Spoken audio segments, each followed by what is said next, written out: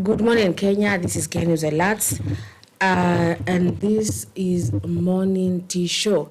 Karibuni sana. Today it is on a very beautiful Monday morning.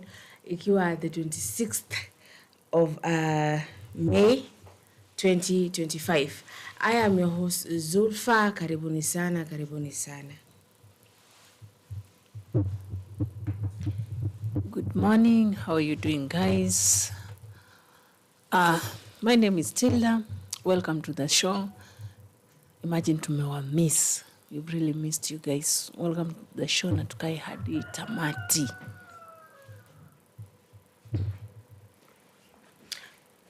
Okay. So, as we wait for the other person, we are gonna go to magazeti.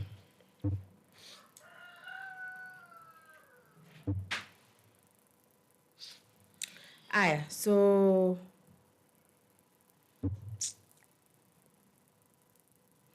maseneta waambia Mbandi, Lee na Wahome wapunguze kiburi. Alafu kuna wito makao makuu ya EAC yahamishwe kutoka Arusha hadi Kisumu. Then kuna watoto waokolewa msituni Shakahola. So let us get first to the maseneta.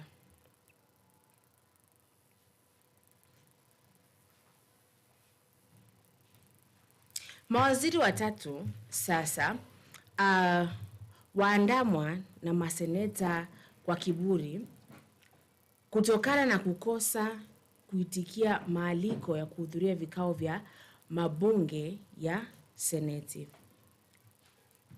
Wao ni waziri wa fedha John Mbandi, mwenzake wa ardhi Alice Wahome na waziri wa biashara Lee Kinyanjui. Mawaziri hao wamekashifiwa mno huku bwana Mbandi akiwa pabaya, maseneta kuitisha kikao cha kujadili mienendo na madharau yake. Bwana Mbandi mapema mwezi huu alikataa kufika seneti akisema alikuwa shughulishwa na majukumu mengine. Wiki jana aliambia seneti kuwa hangefika dakika 30 kabla ya kuanza kwa kikao cha ambacho kilikuwa akitarajiwa kujibu maswali kuhusu wizara yake. Bwana Mbandi pia alikataa kuhudhuria kikao cha kamati ya fedha na bajeti kwenye seneti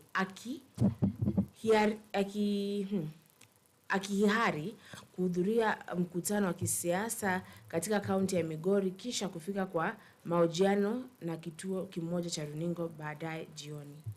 So basically naweza kujua opinions zenu sababu when you're called by senators you should come. Yes? What is your opinion? It has been a complaint for a long time. Senators wamekuwa complain sana. Because, you know, when you are being called to answer some questions, inafaa uitikie mwito, uende ujibu maswali. Because if you hear Senate inviting you in their nini, you have to go and answer or see what they want to ask you. Because when they call you, they know that there is a problem somewhere that you need to solve. So we are calling you to ask you question. Why? Mbona hapa kazi zijafanyika? Mbona hapa mambo yasungi?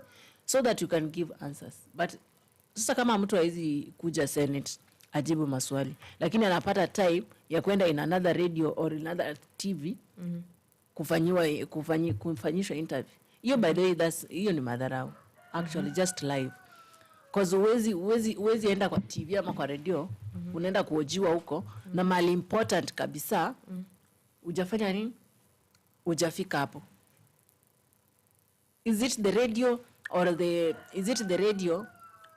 or the Senate that is important? You have to go first before you go to the radio. Radio ziko tu hapo, utaenda hapo kitaka kwenda. Even if you want to go siku jioni, after the Senate, you can go. If you want to go before the Senate, go before ukijua time ya Senate ni inafaa niende.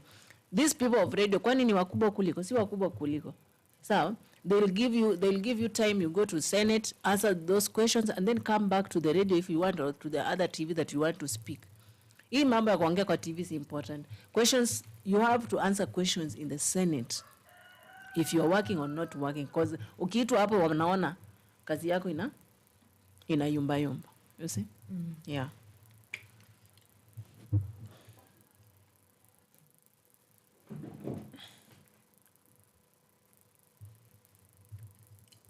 We're waiting for you. Thank you. Yeah. Hello, good morning, everyone. This is Plains and Felix, and I welcome you back to Kenya News Alert TV.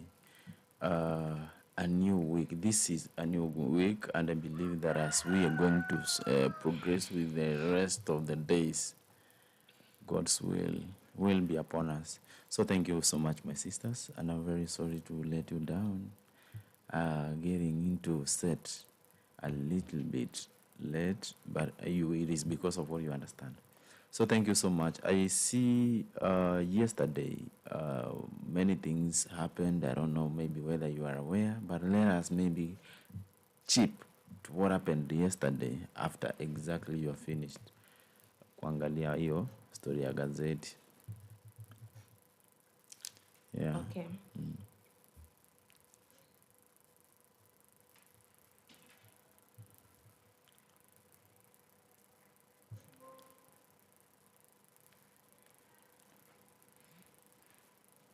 Haya. So, after hiyo story, kuna story nyingine ya koti yasimama na mwanamke aliyepa na shilingi 1,100 za mwalimu mpenziwe. Mwanamume mmoja amepata pigo baada ya mahakama kuu mjini Voi kukataa kumlazimisha mshirika wake wa zamani wa kibiashara kumrejeshea shilingi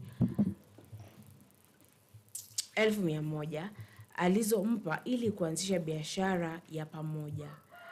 Jaji Asenath Ongeri aliamua kuwa fedha hizo hazikuthibitishwa kama mkopo au uwekezaji wa pamoja. Kauli ya Felista Masalo kwamba pesa hizo zilikuwa zawadi ya kudhamini uhusiano wao inawezekana kuaminikiwa kuwa ya ukweli, hasa kutokana na ukosefu wa makabiliano yaliyoandikwa au mashahidi huru, alisema jaji huyo. Kwa mujibu wa mahakama, Mkala Maganga alishindwa kuthibitisha kuwa fedha hizo zilitolewa kwa mtaji wa biashara badala ya zawadi, ambayo haiwezi kudaiwa tena. Tukimnukuu jaji, anasema, nabaini kuwa mwanamke huyo hastahili kurejesha fedha hizo kwa kuwa mwanaume huyo hakuthibitisha kuwa ilikuwa michango ya biashara inayoweza kurejeshwa, alisema jaji katika uamuzi wake wa Mei 16. Hii ilikuwa mara ya pili kwa Maganga kushindwa katika juhudi zake za kudai kurejeshwa fedha hizo baada ya mahakama ya mahakimu kuu Taveta kukataa ombi lake kwa msingi kuwa fedha hizo zilikuwa zawadi kwa mwanamke huyo na hivyo asirejesheke. Okay, so basically this person gave their fiance ama their girlfriend 166,000, and now after they broke up apparently akasema kwamba hiyo ilikuwa ni ya biashara, haikuwa anampea. Na sasa dem na yeye anasema ilikuwa ni gift. Na judge amesema you can't prove it wasn't a gift, so that is that. Sasa ni ukweli. Hiyo ni ukweli. Yaani kweli sahi mambo yanaenda vituko jamani. Kuna vituko kwenye nchi yetu. You give me money or you spend on me. And then when we break up unakuja kunirutisha hizo vitu zote zenye nilikuwa nanipa. Una expect nizitoe wapi? Kwani ulikuwa unalipea? Ulikuwa you know the first thing kama ilikuwa kitu kama ni deni ama ilikuwa vitu ya biashara hiyo, those are things that mnaandikanga chini. Mnaandikishana chini. Unakuwa na witness. Yeah. Sasa wewe unakuja to my 100,000 whatever, you have to pay back, it was for business. Did you tell me? Or ama saa ndio umegundua ilifaa ikuwa ya business.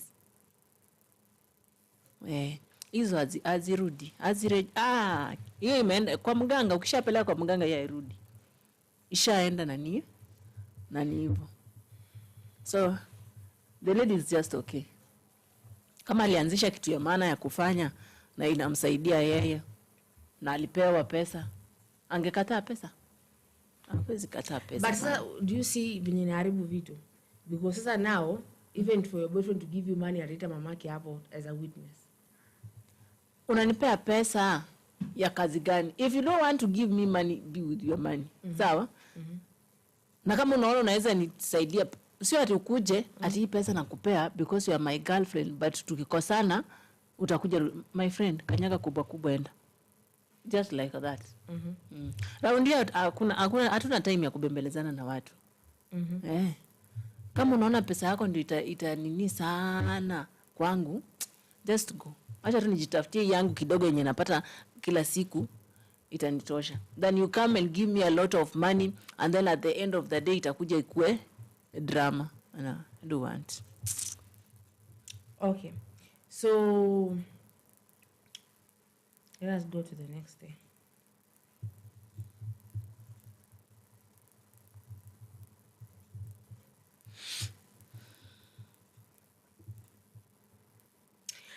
Uhuru apigwa kumbo, aambiwa aache Gachagua usemaji wa mlima siasa ya 2027. So wandani wa aliyekuwa naibu rais Rigathi Gachagua sasa wamemtelekeza rais mstaafu Uhuru Kenyatta, wakishikilia kuwa wanamtambua mbunge huyo wa zamani wa Mathira kama kigogo wa mlima Kenya kuelekea 2027. Wasema kwa sababu ameondoka mamlaka, Bwana Kenyatta anafaa kuwa mshauri wa viongozi wa sasa, wala sio msemaji wao katika masuala ya siasa. So tukiwanukuu wanasema kwamba sisi ayule tunayemtambua hapa mlima Kenya ni Gachagua. Yeyote anayetaka kuungana nasi sharti afanye hivyo kupitia kwake. Uhuru ambaye sasa amestaafu atasalia tu kuwa mshauri wetu, wala sio msemaji wetu, akasema seneta wa Murang'a Joe Nyutu wakati wa ibada ya kanisa ya AIPC Kihoya lililoko eneo bunge la Mathioya, kaunti ya Murang'a. Ibada hiyo pia ilihudhuriwa na Bwana Gachagua ambaye ndiye kiongozi wa kitaifa wa chama cha Democracy of the Citizen Party DCP. Na Bwana Nyutu akiendelea akasema kwamba yeyote ambaye anataka kupata uungwaji mkono kutoka watu wa mlima Kenya sharti apitie Rigathi Gachagua, yeye ndiye ufunguo wa kuingia mlima sasa, wala sio Uhuru, akisema Bwana Nyutu. So this is not the first person I've heard say this. Farouk has said the same. They have said that Uhuru should go back home. Do you think that is right? Ama tu anafaa kuwa kwa hapo akiongelea story? Wamesema not go home. Yeye yani afai kuwa msemaji. Yeye ni kuwaongoza tu. Si akuja aseme ikae hivi. When somebody comes up and says that nataka kuwa hii, sasa Uhuru ndiye nafaa ingilia hapo, ndiye amwambie sasa njia ni hivi na hivi na hivi. Si akuja hapana, si wewe, ni huyu. Si wewe, tutachagua that's not his work. His work ni ule amekuja, watu wamemkubali, anafaa songe na yeye. Yeye ni sasa ni kumuelekeza jinsi mambo ambavyo yanafaa kwenda. Yeah. Felix? I think I support Tilda chenye amesema sababu it won't be good kushout chochote hivyo ama kutamka chochote hivyo because it will be sensitive. Remember that guy is somebody mwenye lui, he's a very prominent person, and chochote chenye anaweza sema huwa kinachukuliwa in a very sensitive way. So vile Tilda amesema, I'm just agreeing with her though. Yeah, I'm just agreeing with that. Zulfa, yesterday the president alikuwa sehemu za wapi? Kibra. And truly he attended a church service there whereby many individuals were happy to share his service with him. And I could at some point learn that many people who are wanatembea na propaganda sana. Now most of us who are to encounter mostly with these people, that's why at some point we always encounter a wrong or good information. But mukubaliane na mimi sikubaliane na mimi, there is a very big probability ya President Ruto kuwin watu tena. Till how many people have you encountered when you wanamsupport Rais Ruto? Si wengi vile. Si wengi. What do you think si wengi? Si wengi vile. But you know right now, most of the people are pretending. Wengine wako tu hapo to just kupiga tu kelele. But ukifuatilia vizuri ni tu ni chasing clouds. Hao wako tu kuchase clouds, lakini when it comes to that time of campaign na time ya kupiga kura, you'll find like mwenye una expect si yeye, ni mwenye ule sasa hata huko haifikiria. Ndio sasa people wana come up na yeye wanampea kura. By the way, for me, I'm not sure about the president.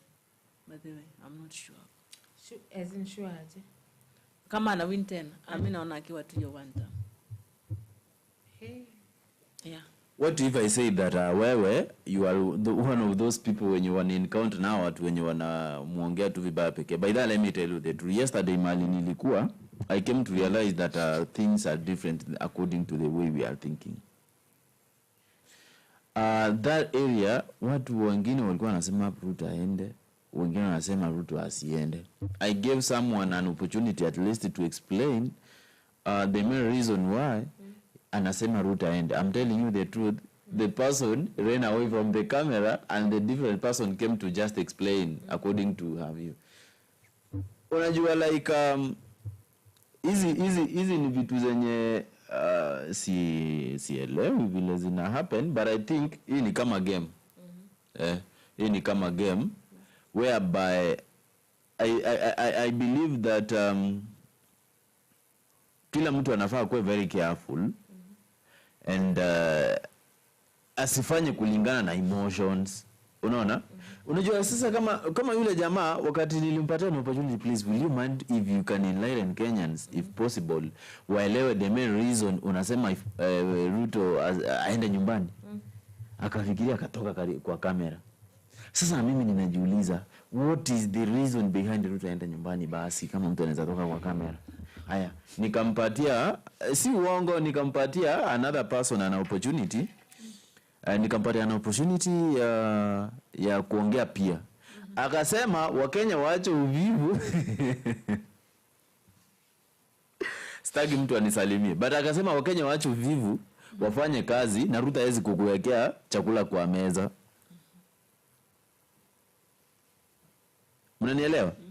Haya, another person akakuja akasema alikuwa msichana hivi. President Ruto ni aende nyumbani kwa sababu mambo mengi yenye aliahidi hatujayaona, yenye anafanya ni yale machache yenye hatujui kama yatatunufaisha. Unaona? Sasa na mimi ninawauliza hivi, wakati mnaona vitu kama hizi zina happen, let me tell you the truth. Many individuals right now wenye mimi I personally nime-encounter wanasema Ruto aende nyumbani. But at the same time, when I'm trying to interrogate them, I want to understand, why do you really think this guy should go home? They are not giving me some of the information maybe behind their wish. Unaona? But at some point, other people wameanza kutukauntia, truly angalia hii imefanyika, truly angalia hii imefanyika. Haven't you seen that things are changing? Mwingine aliniuliza, why do you really think Felix, President Ruto is focusing on those houses and yet they are not affordable? Okay, who are those people who are going to occupy those houses? Kwa sababu right now huko kwingine kuna wenye walipatiwa vifungu, sivyo? Wengine wamepatiwa vifungu. Si alilaunch nyumba hivi karibuni juzi. Watu wanajiuliza hizo nyumba ni za watu wa maisha ya katikati, maisha ya chini ama maisha ya juu? But that is a question. Because like, when it is affordable, when you say it is affordable to the common mwananchi, who is common Watu wa mwananchi? chini. Who is common? Common mwananchi ni mtu ambaye anafanya mjengo. Mtu ambaye ana survive na kibarua, like maybe anauza maji, anachota maji, anazungushia watu. Mtu ambaye akona kibandaski hapo. That is the common mwananchi. Hata si mtu ambaye akona job BPZ. Huyo wako better. Sawa? Common mwananchi is someone there unemployed, surviving jana kwa janta. Seti mambo like you look, tulisema unit moja bed pesa ngapi? 10,000. 10,000 per month. Who is supposed to afford that? How is the common person supposed to afford that? It's like any na bado na hii so kazi yake, hii ni kazi ambayo anafanya kuimalizia. And now he is here bragging how he has done the affordable housing, but no one really is affording the house. No one is affording the house, because you won't tell me someone from Kuruanjenga ambaye anafanya mjengo analipwa 500, na hiyo 500 kwanza unapata hata ashakula chakula hapo kwa madam hapo. Ashakula anapewa saa 3 jioni. Hiyo saa 3 anafaa aeke, ibai nguo, ibai food, alipe rent yake ya 800. So how are they supposed to afford that house? You know, when you say you want to do that for the common mwananchi, I believe you should angeweka nyumba. Acha kufanya hizo vitu fancy, unafanya tunaweka mpaka na lift. Who are you doing that for? You go, you build simple houses. Okay, everybody deserves a good house, but you build simple houses. Tuashimba hata kama ni room moja. Eka community toilet hapo, na weke maji accessible. Sawa? Unaweka room moja, unalipisha mtu 1,500. Na ni nyumba ambayo kuna stima hapo, kuna maji kwa hiyo compound. But things with the lifts, like is like laughing at you know sometimes me vitu zunikasia, because this person is like laughing at our faces. Like this is affordable housing. Na amechukua to TikToker. I saw a lot of TikTokers actually wearing the shirts of ATO, affordable housing. We thank the government. You thank the government what? Who is affording that house? Who is affording that house? And then you build it hapo kwa slum. Kwa hiyo slum wenye kuna mtu afford. Maybe they were hopeful. They were like, okay, if this happens, you know, I'm gonna be able, maybe hata nipate hata ka 1 bedroom hapo, na hata naweza ngangana nilipe hata hiyo 5,000. Ukipata 1 bedroom 5,000. Now that one is affordable to the common mwananchi. But this is laughing at us. This is the political class coming and just being just arrogant and so ignorant and just hata hawajali. Yeye akishasema tu, akishakuja akate hiyo maua na tuone amepiga picha na huyo actor wake, actress wake hapo wakihagiana, eti hata mama wa mboga amepata nyumba. Mama wa mboga mgani amepata nyumba pale? Some things I look at that and hapo unasema sa one time. Pale namuona kuna Gypsy anasema, hi Queen Zulfa, hi, how are you? Aish, ngoja kidogo nimesahau. Hi Queen Zulfa, the ray of sunshine. Now this one is not gonna get you off the hook, because yesterday you did not support me. And then but how are you though? Welcome. And then there's hi beautiful soul Tilda. Hi Gypsy, welcome. Yeah. We are waiting for the Felix one. Now what was I saying? Unajua acha nikwambie. Sawa? Ni kama wewe useme nataka kujenga hoteli. Sawa? Ndo watoto hao wa streets, upate hao watoto wa streets wanza kuja kula hapa, wapate affordable food. And then you go hapo unajenga kempiski hapo. Unauza kikombe moja ya chai 350. Na unasema this is affordable to the street children. I am doing this for the street children. That's why I am building this hotel here. Why? What does the word affordable mean? When you say this bottle of KNA, it is affordable. I mean, it will be kind to your pockets. Mimi hivi ndio vitu ambavyo naangalia, nasema ya kwamba wewe enda to home. Wewe enda to home. You can't be that arrogant, man. You can't be like, How? I want proof actually. I want to know who is that mtu wa boda ambaye anaishi hapo. Na for real anafanya kazi ya boda. I want to see that. Sawa, watu waweza kutoa sema nasema mimi nilikuja hapa kwa hizo nyumba za affordable nalipa 1 bedroom 3000. Iko na maji, iko na stima, iko na wifi, iko na nini. So I want to see that. See hizi picha za PR mnafanya za eti madam na hug Ruto and huyu madam bado nilimwona kwa project nyingine na bado nilimwona kwa kwani hamna ma-actors wengine, ni huyo actor peke yake? Hamna wengine. This is bad. No. So hi Plains on Felix. Hiya. Wow, are you meeting CEO Ruto after the show? You are well scrubbed. Thank you so much. We really appreciate. No, I'm in a full uniform. Yeah, so Kene wananitunza vizuri. Yeah, I'm well cared for. I didn't see the Plains on Felix greeting. Pale. Sawa, thanks for the welcome. I didn't see it. It is not. I mean, is it there? I can't see it in mine. I didn't see it, but they do look good today. Now, wait till the wewe. Sawa. Isipokuwa ile picha ambayo uliona ya yule mama ambaye we all know ni actor. Sawa. Tell me, have you seen anything affordable there? I don't know. Cause sasa kama huyo mama nilimsikiza hapo akiwa kwa JK Live, si ndio? Akiulizwa anafanya kazi gani? Akasema anauza nguo kuzunguka. Akaulizwa per day anapata pesa ngapi akizungusha hizo. Anasema akipata sana ni 250. Ati a day. Juu hakuna job. Wakamuuliza sasa na hizo nyumba, wewe umefurahi kukaa ndani? Nimefurahi sana, iko na choo, umewekewa kila kitu. Akaulizwa mpaka kitanda na kiti. Kila kitu umewekewa ndani, wewe unaenda tu unaingia. So, if those houses have everything, tujakata na nakupea house affordable iko na furniture, iko full furnished. Alafu hakuna mtu atafford hizo nyumba hapo. Hakuna. Mkuru ajenga. Ngoja akisema, let me ask you. When he was saying affordable, alikuwa anasema affordable to the common people ama affordable to watu fulani? Who was there? I think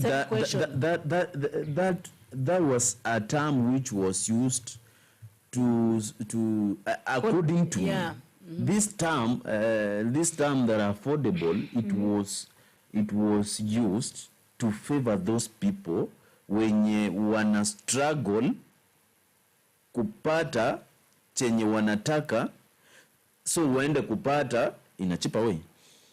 That's why ninawaambia hivi, the way we are speaking right now, yes, the president ameanza kuleta form fulani yenye mimi mwenyewe nimeona hapo hivyo nje, inaweza leta a convincing aspect ya kurudi 27. And I'm telling you the truth. If these people are not going to be very careful, avoid political interests, avoid what we call a little bit propaganda, they work with the reality, wakuje pamoja, wa criticize government na ukweli, na if possible wajaribu kushikana pamoja, waache hii mambo mengi, huyu akoza huku, huyu akoza huku, huyu akoza huku, huyu akoza huku. Hayo mambo yote kama hawawezi wakazingatia, I'm telling you the truth, 27 asa 12 mnashtukia mwingine ako mbele na almost 600,000 ama hata 2 million. You might not know. I have heard a lot of information from individuals, just like as I said, lakini ukiwauliza, give out the information behind your interest, mtu anashindwa chenye anakuambia. Chenye wameshikilia bado nishaifanya. Unanielewa? Hiyo ndio bado iko kwa akili ya watu. Chenye wameshikilia nishaifanya. Chenye wanafikiria ni Ruto must go. Chenye wanafikiria ni nini tena ile nimesahau. One term. Unanielewa? Wamesahau kwamba hizi nyimbo zenye wamekuwa wakiimba for all this time zimekuwa zikipatia either rais changamoto mahali yako na rais eti baada anaendelea kulala. Baada ya kushout Ruto one term leo, kesho umeamka umeconfirm bado kama ako kwa ile position yenye alikuwa ya kutosikiza watu kwanza. Tilda, I remember I can make you remember this. Nobody anaweza tamani kuchoma kutoka kwa kazi yenye anakula kutoka. Sawa? Na hakuna mtu mwenye anaweza tamani ku lose an opportunity. So despite the kind of achievement anaweza kuwa amefanya so far, sawa? Those are the things people need to focus on right now. After kumuimbia hizi nyimbo zote, after kumshautia hivyo, bado ni yako huko na haja respond. Unanielewa? Hiyo ndio kitu wenye watu wamesahau. Hiyo ndio kitu watu wamesahau. Bado ni ako huko ama alienda akajieka meeting akajaribu kubalance. Unanielewa? So watu wamebaki huko, Ruto must go one term. Ruto must go one term. They don't want to do research. Hawajui jua kama Ruto amebadilika kama hajabadilika, hawajui kama kazi imeanza ama haijaanza, hawajui mahali vitu zimefikia. Unanielewa? So mimi leo acha tu nikwambie ukweli. Kulingana na vile anasema, I'm telling you the truth, the probability of this guy to win hearts iko very high. Siwadanganyi. Iko very high. Iko very high. Aya, let me ask you, Tilda. Wewe as an individual kwa sasa unajua sha inafanya ama haifanyi? Haifanyi for some people. Haifanyi for some people. Zulfa sha inafanya ama haifanyi? Haifanyi. Truly hiyo kitu imeanza kufanya. Haifanyi, si ilikuwa wazi. Say was in haifanyi. Some most people don't even accept it. They say no. If you find another means of. Ulikuwa kwa private. Yeah. Ndio maana. It should work everywhere. Lakini inafaa ku work in all hospitals. Yes. Saa hii iko mostly active kwa public. Sasa let me ask you, mbona sasa hapa ndio wanafika wanafeli. Acha nikwambie hapa ndio wanaweza sasa wafika wanafeli. NHIF ilikuwa inafanya kwa both. Tena perfectly. Unaona? Lakini kwa saa hii wengi wenye nime-encounter wananiambia sha inafanya, na ukiwauliza unapata mali wanatoka ni kwa public hospital. Unanielewa? Meaning there is something maybe we need to know, but kwa saa hii iko active. Unanielewa? Ninataka I want you guys to mark my word vizuri. Nataka mnielewe vizuri. Sha iko active, ni sisi sasa to confirm vizuri kama tumejiactivate vizuri. Unanielewa? But mostly kwa private kuna zingine zenye ziko na utata kidogo, lakini hiyo program truly, wacha tuongee ukweli, iko active saa hii. Yako iko active. Yako iko active. Unaona mimi siku ndasema iko active. Siku yenye babu yangu na nyanyangu wataenda hospitali watibiwe na SHA. Yeah. Sawa?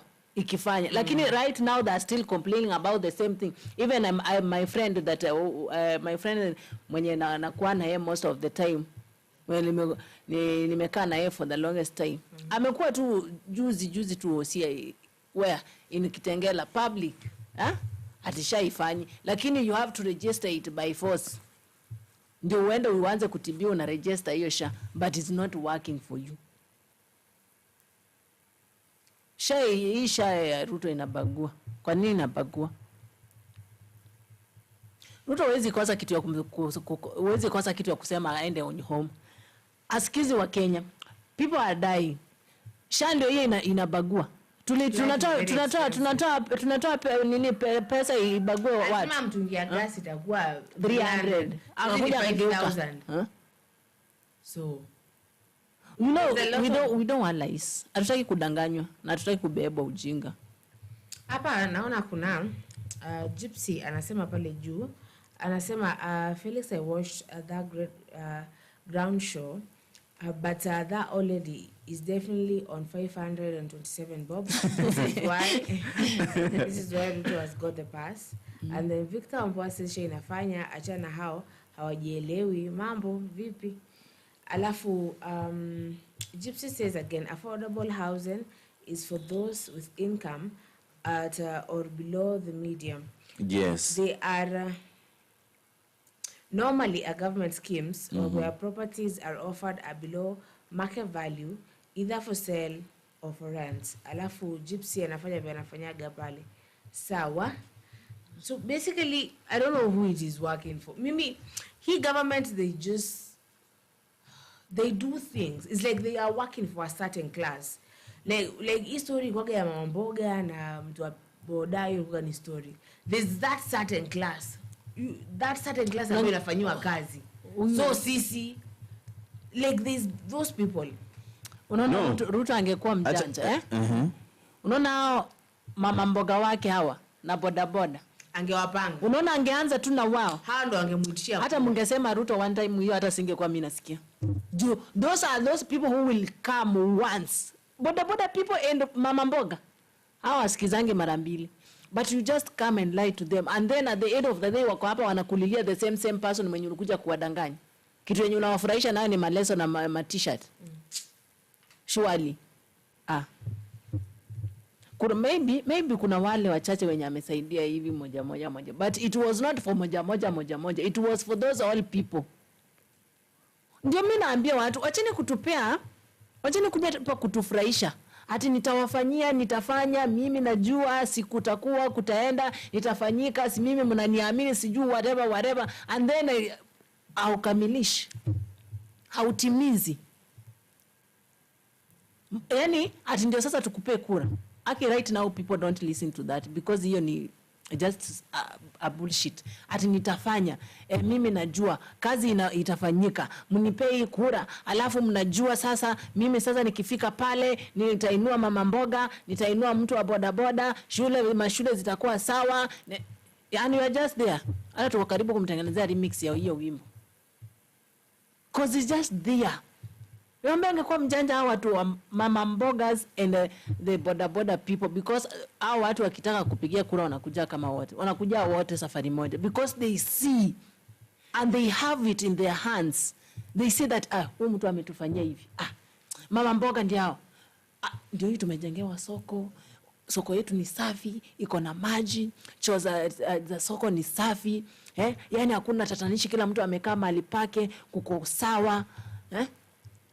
Yani maisha ya pale sokoni iko sawa, mama mboga wako sawa, vitu zao yani ziko sawa, wameletewa zile mafuriji, walisema watapewa nyanya zao zisiharibike. Ati? Sasa walipewa. Kwani nilikuwa wapewe nini waweke nyanya zao zisikwe zinaharibika, zikwe zinakaa. Wako dance. Way. This person. Yani attach when supposed to be. Fridge mzuri. Anaigusa tena. What? Fridge. Ya kuweka given fridge. Unaweka nyanya zako haziharibiki. Na akisema, unajua nataka hawa mama mboga niwaekee ile fridge ambayo wakiweka nyanya zao zinakaa hata miezi 2 haziharibiki. Wanaweza kuuza vitu zao haziharibiki. Na boda aliambiwa aje? Boda I don't know yao ilikuwa nini, sijui watasaidiwa na nini. Walisema wametengewa 1 billion, sijui ama ni 10 billion ama ni 1 billion. I don't know. Sijui sikaza kazi gani. You know the thing, let me tell you something. The thing that you ni bamba sana with our president is the way is ongeange story ya mamita ni billions. Sawa? Like nimetenga billion. I've never heard him say millions. It is billions and billions, and then I keep on asking myself, is this like does he just stand up and say like nimetenga billions, and is that money really allocated? Ama tu ameambukiza Kindiki. Sasa Kindiki wale kuna bilioni 10 president ametenga sababu yenu, si ndio? Si ndio? Sisi tutakuja. tutafanya kazi president hapa. But why do you really think? No, wait. Zulfa, there is something I want you guys to understand. I can tell you I'm going to give you 500 shillings, and you expect that I'm going to give you that money either now, right now, or more. But the fact is, whatever will be ringing in your mind when you sing me is the 500 shillings that I promised you. Unanielewa? But there are those things that I'm still working on that needs money. I'm trying to fight on how I'm supposed to balance. How am I going to get to the wait? So hizi ni vitu wape na hata nyinyi mnaelewa ni binadamu. Let me tell you something. You're the president and you don't need to just go speak. What will be wrong? Not necessary. What will be wrong? Was it necessary? Wait, what will be wrong when maybe I'm trying to deliver this? Yes, as I am working on how I'm supposed to give you the 500 shillings. It is not necessary. Let me tell you something. There's one thing I hate about people actually. Sawa? It is never necessary for you to say you're going to do something. It is like, si lazima ukuja hapa useme eti nimetenga 10 billion. It is not. You would say what you have done. Or, you know, the only thing that someone do have what you're saying. Your words. Sawa? You have that. So you don't have to come and say, nimetenga 10 billion, sijui hapa sijui ni ball. Mbona unapimia watu? Mbona unaangalia your citizens unawapimia? Why you know the thing actually, Felix, this becomes a very sensitive matter because these people are desperate for the thing that you're telling them, and it's like you're taking advantage of their desperacy, and now you it's like, Felix, I know you need a water, and then I start telling you about that water and how I'm gonna and I know deep down I am just talking like I don't even mean what I'm saying, and I know you're dying because of water. Alafu I'm telling you nitatumana mtungi huko, uletewa mtungi ya maji fresh kwanza, maji fresh ya Dasani, hiyo ndio nakuletea wewe, and I know you're dying of thirst, and I'm just speaking, just nimekuja hapa nibonge nimalize niende pale niambie wale wengine nyasi zao zitanunuliwa, unaona.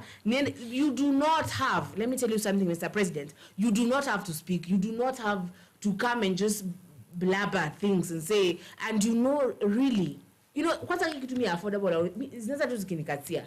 Sawa, you're coming at the center of a slum where people really need those houses, because ni watu ambao wanalaga maji ikiingia ndani ya nyumba inabidi msongeshe kitanda mwana mkalia pale kando. Ni watu ambao wanaishi nyumba za mabati ambazo hizi nyumba zinaingisha baridi. Ni watu ambao wana stima sometimes hawapati. Ni watu ambao wanalipa choo ya kanjo, hawana choo. You just pay. And then you come there at the center, it's like you're doing what? Inaitwa aje ile kitu ya kuchekelea mtu like ile it's like it's a bullet wound and you're just, because why would you build it there knowing well hawata afford hizi nyumba? Na unakuja hapo unaongea unasema ati hizi nyumba ni unatembea unarudi state house unalala kitanda ya 50 million hapo na unaacha watu hapa. That's why you should go home, because I don't like the way you people just stand up and it is bad.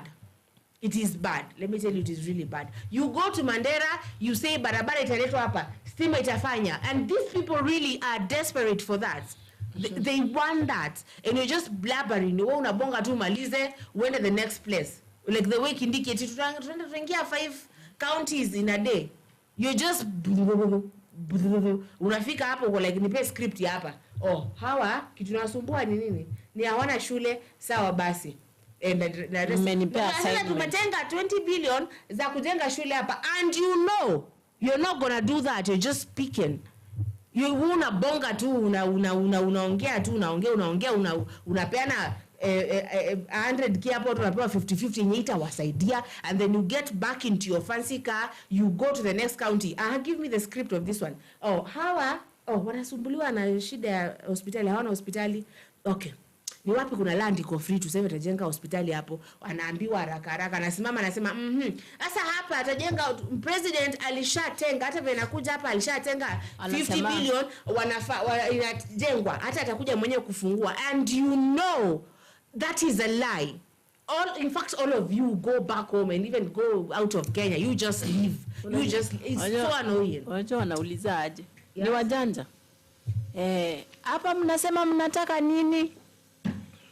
Hakuna shule, hakuna hospitali, barabara ni mbaya. Oh, okay. Sawa. Mnaona zijengwe wapi? So you guys want to tell me that by now there is no any achievement the government has made? You show me. Usini gani Felix? Show me. Mimi sijui ninaelewa. Housing is wa blackmail. Housing ya Kibaki uhuru si yao. So basically let me read a comment here. So Gypsy Samadi Zulfa until that she works has been working and pay my nearly. That is good for you. And then Zulfa Ruto gave Kibra 500 for legal electricity, laughable. Why not millions for them like the church? Exactly. Those are the kind of questions that we should be asking. Okay? What if maybe that money was maybe... It is not enough. Wait. What if that money will cater for a certain service there and finish? Was it a big project? It did not. Was it a big... I'm just asking, the project maybe that man wants to fund, ilikuwa kubwa. Let me ask you. You know, there's one thing I usually speak a lot. Kenya does not have priorities. We lack focus. Where you go to church, you give 20 million, and there's a school there ambayo wanakalia mawe. Ukinyesha, maji matope imejaa hapo. Mwalimu mwenyewe anakuja amekanyaga mawe mbili hivi. Because, you know, sawa, mtoto inabidi aekele, like, it's just nasty. Priorities. Pastor unamwongezea doza nini? Anakula sadaka ya watu hapo. Unamwongezea doza nini? Priorities. Let me tell you, there's one thing I observe about this government. They don't want to work. They are lazy to work. Really lazy. And they are finding shortcuts. This is Kindiki tunafanya hapa ni campaign. Campaign ya kwenda kuchukua mama unawapea 20,000. Unawacha hapa kigawana 2020. Unaenda place nyingine hapo unapea 10,000. Wanaacha wakipigania hiyo pesa. You're campaigning with the taxpayers instead of working. Because somehow, you know, the illusional minds, you think you're going to come back. You know, this one, Mr. Rani alisema ukweli. Mr. Entwaje? We regard Gachagua. It's true. Because we cannot accept hii ni mediocre, hii ni kazi ya it's nasty and it makes me feel really bad. They don't want to work. They want to travel with gasless everywhere saying like ni ujinga. Let me tell you, ni ujinga. You look at these people and you're like seriously you people calling yourself professors and doctors and you're doing nothing. You're just traveling here and claiming that and doing that and saying this and just saying stuff. Na mnapeana pesa haisai.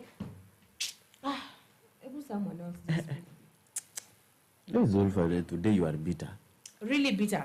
You know why I feel bad? Let's nikwambie kitu. Ni kama uende like you go to a slum where you know these children have not eaten and you start eating pizza there. Wakiwa hapo wakikuangalia. This is what the affordable housing. This is the affordable housing. You start doing what? Like you unaweza kula pizza hapo, unaona, na unajua hawa watoto wako njaa. Unakula pizza unatupa ingine pale. You know, you like that is just like that is inhumane. Kuja kujenga nyumba hapo wanjenga hapo wakati watu hawana manyumba hapo. Unawaambia mnaweza afford. Like it's like you take this pizza and then you're like, "Nani atashika hii pizza?" And you know they cannot afford it. And then you smile. Aki, there's nothing I hate like someone who looks at you and they're just lying at you. They're looking at you and they're like, I hate that thing. Like, how heartless can you be?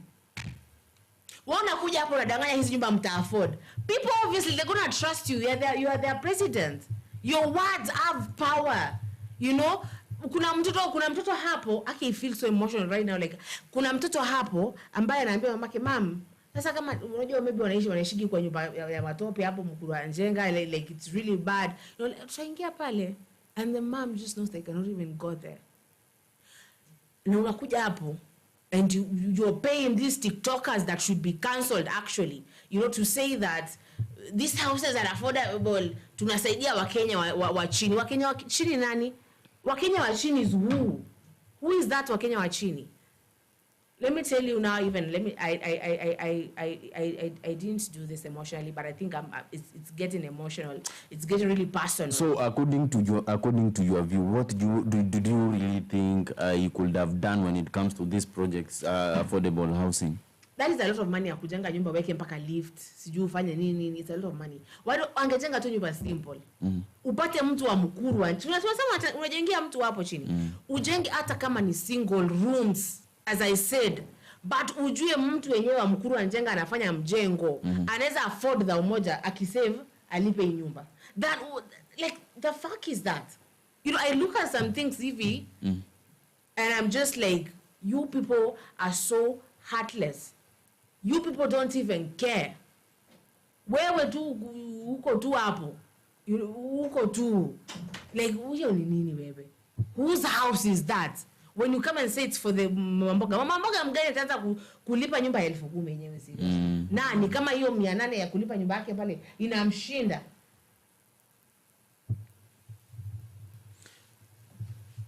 It is really sad. Suppose sasa ingekuwa wewe ungefanya? Mtu wapo mkuru mwenye umepromisiwa ndio hizi affordable house. I will tell them mkuru waende wa store mini huko ndani waingie wachukue manyumba huko si ni zao.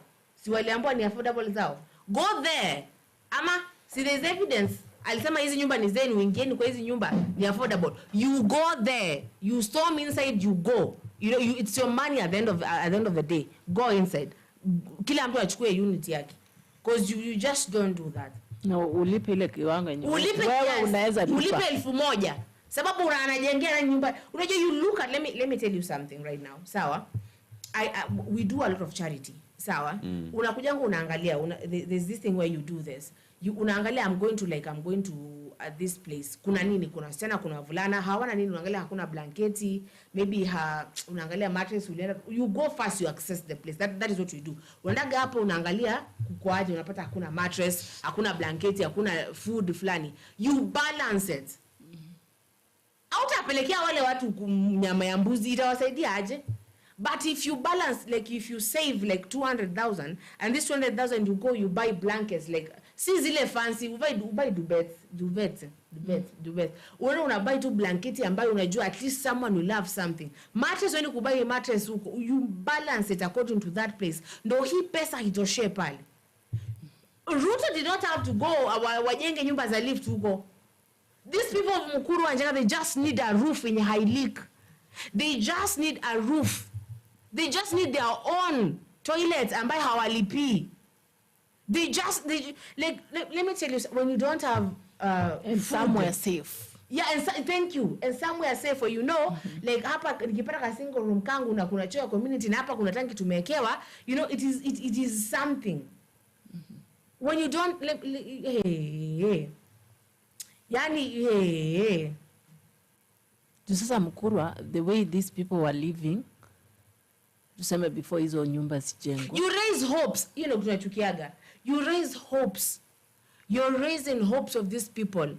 Your people, the people you swore to serve, the people you were begging to vote for you, the people you promised and you blabbered and you talked. No, Zulfa, wait. Suppose maybe alipromise watu hivi na hivi, lakini by the time waliingia kwa ofisi akapata mambo ni tofauti. Then usibonge, si lazima.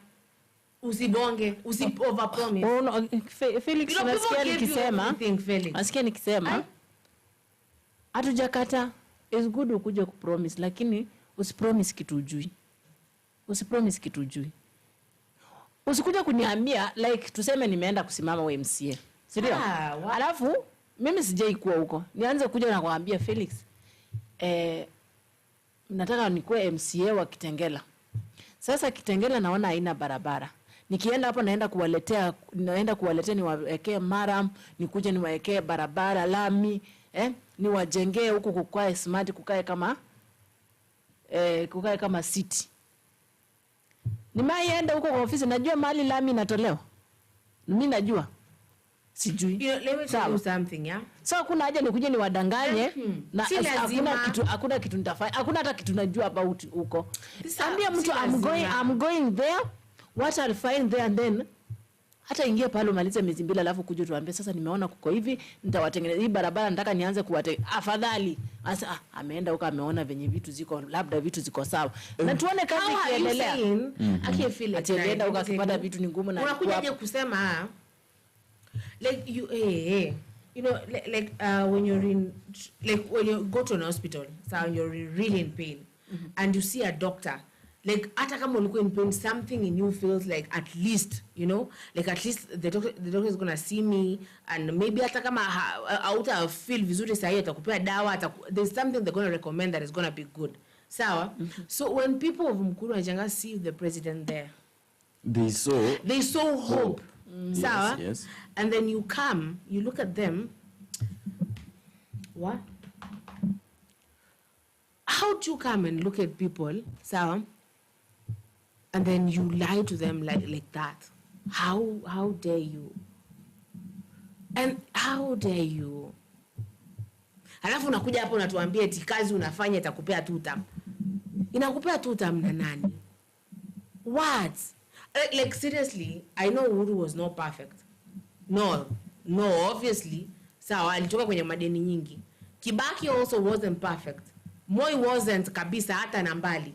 And Kenyatta, I don't know, because I don't know much about Kenyatta's regime. Sawa. But man, I've never seen such an heartless man. I've never. Like, you look at this person just stand there with the words. Like, the thing I hate is like, wewe kitulijua tu talent yako ni kuongea. And people, when someone is desperate, they listen to you. Sawa. And I think the only thing that the president has ni maneno. He knows how to, like, you know, look, like, you know, there's this thing, sawa, that it's a really good thing if you have it, sawa. It's really good when you go to a place, you assess everybody, and you know how to deal with someone, sawa. You have like different personalities of every person. It is good to survive. So I think everybody has that, sawa. Why when I meet that person, I'm gonna be, now the president ako tu hivyo, anakuja anaangalia hapa nyinyi mkoaje. They will feed you what you want to hear.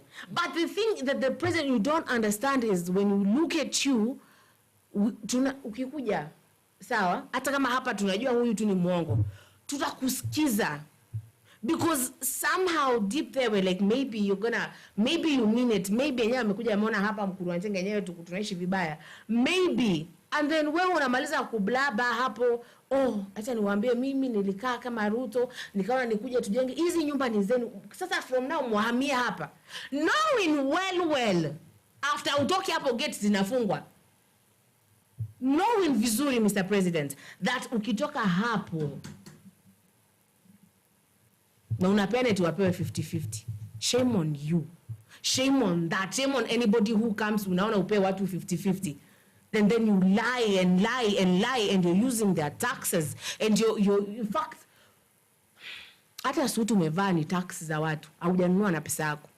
Hiyo gari wewe umenini hivyo ina belong to wananchi.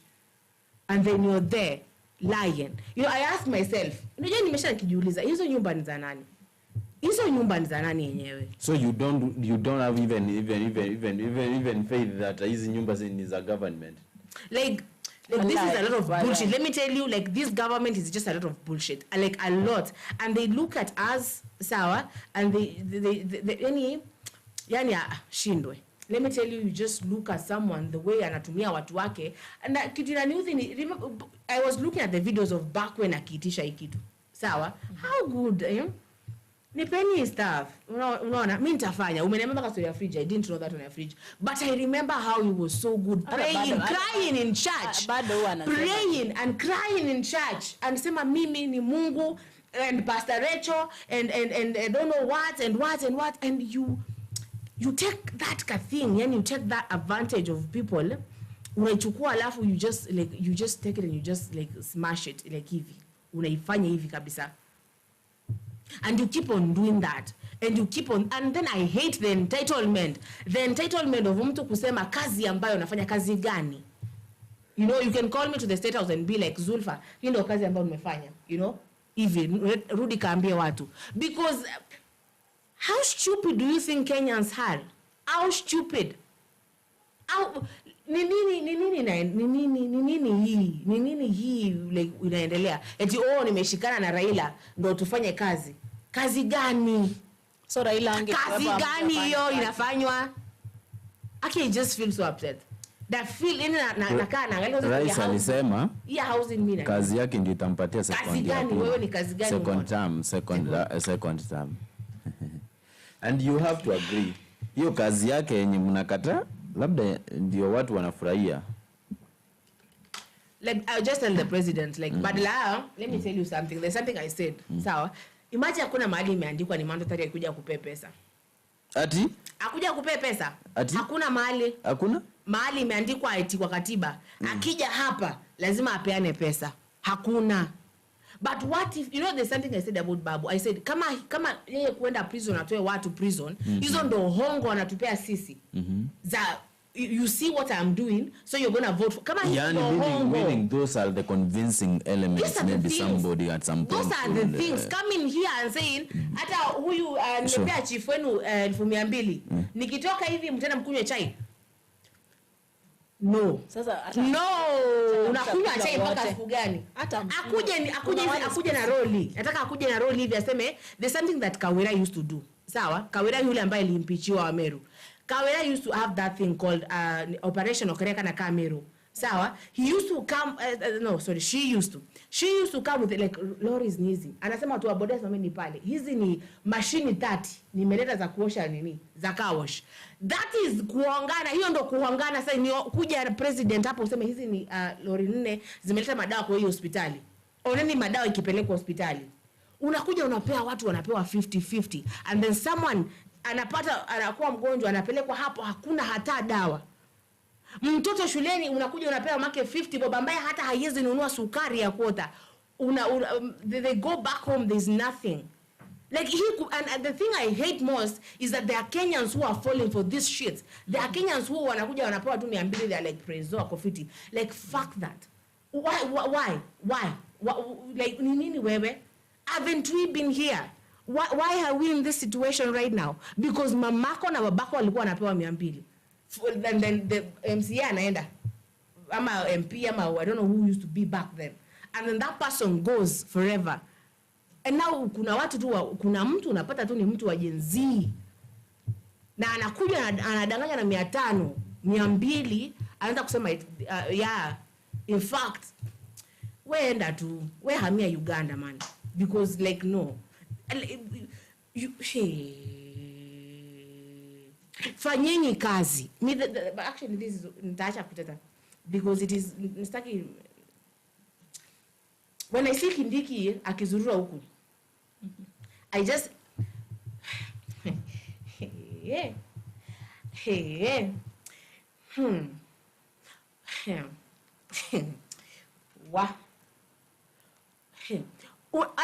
like hiyo pesa ambayo wanatumia kufanya hiyo shughuli ambayo wanatumia kufanya like unachukua hii pesa unaenda mnapea sijui watu wa nduzi sijui eti 1,100 wagawane. Why don't you create a car wash? Why don't you go unapeana huko like wajenge stage yes, thank you. Why don't you go do that, because that is the job that the Kenyans gave you. Si wewe kuzunguka huko umesimama kwenye magari. That is not the job. That is not. And I went back to the constitution where I didn't see anywhere that the president should be on top of cars, that the deputy president should be on top of cars and platforms and buying petticoats.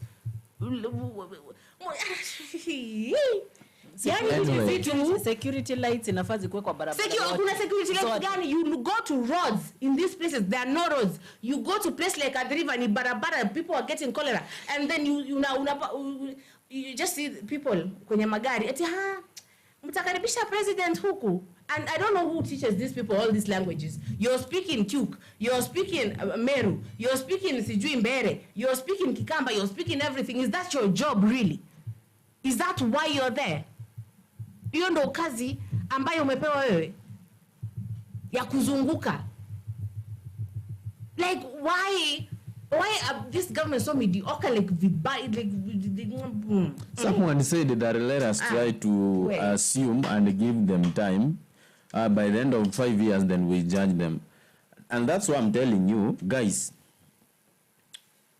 if hata ukikuja kwa hii ofisi yetu hapa right now, Yes? Ama wacha niwapatie mfano mzuri. There's somebody somewhere outside there who is watching us, for example, with the knowledge of television. Anaweza kuja hapa and convince like, Felix, if you give me this opportunity, I'm going to do this, I'm going to do this, and I'm going to do this. This person is trying to promise according to what maybe this person could observe. Unanielewa? But in the real sense, this person haven't felt the pain behind this production, for example. Unanielewa? When the person is going to expose and subject himself or herself kwa hii production, then that will be the moment atakuja kuelewa kumbe uzito wa hii kitu si rahisi. Unanielewa? So there are some of the promises the president could give you guys, and at some point hajatimiza. It never meant that now, okay, yeah, of course we know corruption is all over the country, and at some point people are taking advantage over that. But I'm telling you the truth. There are some of the achievements zenye mse amefanya, amepata, zenye pia anafaa kukuwa appreciated. Another thing, hizi vitu ndogo hata Sifuna alimwambia. Sifuna akamwambia, President, stop working with these people you are working with. They are bringing you down. And the kind of people you are dealing with and trusting, they are going to break even your backbone politically. Ndio maana ninataka niwaeleze nyinyi my sisters muelewe. President William Ruto si maybe ni akili yana. He is very, very, very smart upstairs. And I'm very sure he is aware of whatever he maybe is going on. Unanielewa? The best thing we could do, we as the Gen Zs, we as the younger generation and other things, is to just focus on how we are going to bring a change. Let us not keep on complaining. Until when shall we complain? Unanielewa? Unajua kuna mtu mwingine mwenye alisema eti ukiona maybe familia yako, familia ya sijui ni wapi haifanyi kazi vizuri, enda ingia kuwa part of that family, ndio unaweza ukaconvince vizuri ukiwa ndani ya familia. So pia mimi ninawaambia hivi, if you want the president to do work as you wish, as you want, vile aliwa promise na hajafanya, kama maybe unataka wasikize vizuri, ni muingie kwa serikali yake, ndio mconvince mkiwa kwa serikali yake atawasikiza. Raila niingia ameconvince watu. Raila si aliingia, umeona saa hii Raila wakisumbuana naye. Raila kwa hapo unajua fellow kuna ambaye na complain. Raila is ever against anything maybe any government ilikuwa inafanya before, sivyo? But sasa hivi la kondani hapa hivi mmeona akicomplain. Mimi bila kondani hiyo government anasikizwa, that's why ana complain. And at some point I can also assure you guys that this Raila Odinga ni mtu mwenye aka hypocrite at some point. Everybody in that government is an hypocrite. Unanielewa? Yeah. Na Raila, despite the achievements zenye ameachieve kwa hii nchi, mimi I ever recognize Raila as a hero. Sawa? In my comfort of living, and in fact the way I'm living right now freely, to an extent I can express myself, ni effort zake, sivyo?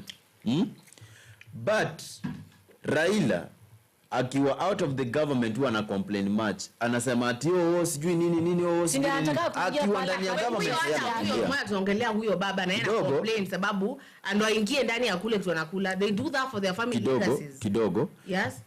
Wakati unapata na complain eti hii chupa haija brandiwa vizuri, kene inafaa ionekane vizuri kwa hii chupa, na unapata hii chupa vile iko hivi, ndio his place of interest anataka kuattack government nayo.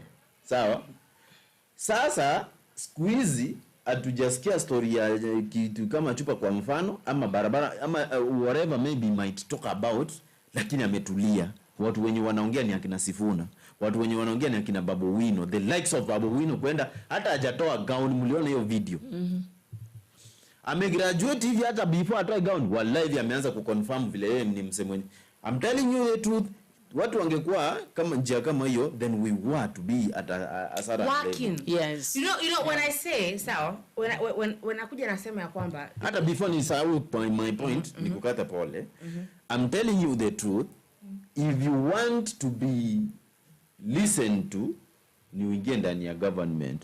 So Zulfa, kama unaweza taka president tu akusikize vizuri, sawa, ingia kwa government yake, ucomplain ukiwa ndani ya government atakusikiza. You can never ever go complain kwa government. Sasa kama Raila mwenyewe siku hizi hatumsikii. Sababu you cannot complain when you're in the thing. Anasikizwa wako ndani. When you're in the thing. Hey Felix, ati afanye nini?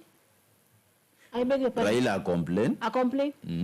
Anatumia nani ku complain?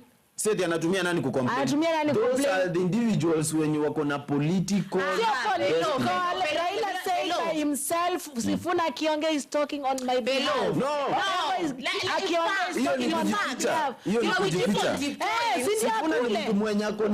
Sifuna ni mtu mwenye ako na destiny, ni mtu mwenye ako na focus.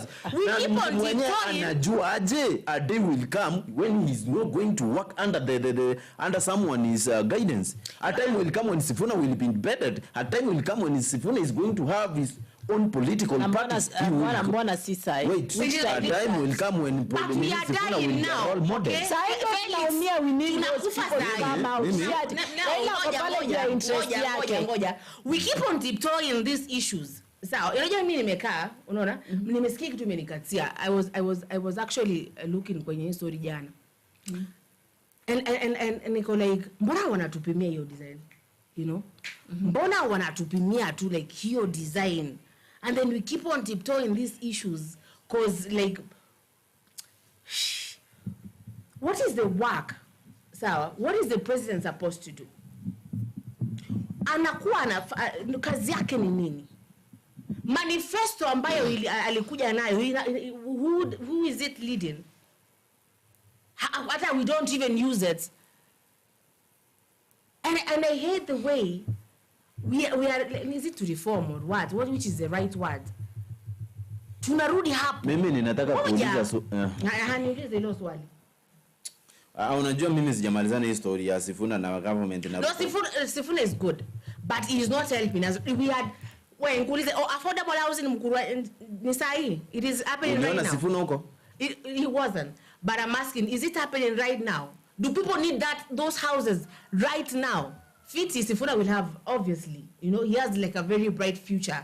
He is a good person, but right now he still speaks what Baba wants him to speak. Hajaongea kama Sifuna. Kila wakati akiongea anaongea kama Baba. Anaongea kama chama, and he said, like I could even give that, nikipeleka koti sahi, I'll be like, bring that footage here, where he said, like an ODM, and Baba is the leader, and all that. So Sifuna is a good person. That sometimes kidogo anataka kuhepa, lakini he speaks what the chama wants him to speak. Meaning what I'm asking, you know, I feel so bad when I see Mr. Ruto so entitled that I'm gonna come, unaona, like nitakuja, nyinyi mnaniambia nini? Alafu unasikia watu wengine kama kina Sifuna wa kina Faruk wanasema venye mtarig na sijui na nini mcheregali ni nani? Huyo. You will rig that entitlement. That entitlement where you feel like, you know, like, who do you think you are? The question, who do they think they are? I mean, the power belongs to the people. The power is for the people. Wait. But nisiwaambie nini? Tilda, come on. Nisiwaambie nini? Umesema usituambie Raila aongee, sawa? Ulisikia vizuri kabisa. Raila mwenyewe na mdomo yake akasema msiingilie akina Sifuna akina Orengo, sawa? When Sifuna speaks, he's speaking on the behalf of the party. And ukisikia Sifuna akiongea ni mimi naongea, ukisikia Orengo anaongea ni mimi naongea. Na akaambia Sifuna usiongee sana ukapita, maana utaharibu. Raila ako ndani ya government kwa nini? Yeye anajua kile kitu anataka pale ndani. Ndio maana yeye anatumia huku. Wanasema unajua kitu tunachukia ngoja kidogo. Kitu ambacho these people that Felix, let me tell you. We are not atuko wakati wa nini wa maumau. We are not. Thank you so much that you fought the white person until the white person left. Sawa? Thank you so much that after Kenyatta you fought Moi. Thank you. We shall always be grateful for that. Because anyway, maybe tungekuwa one party states mpaka sahi. Sawa? So thank you so much. But atuko tunaumia.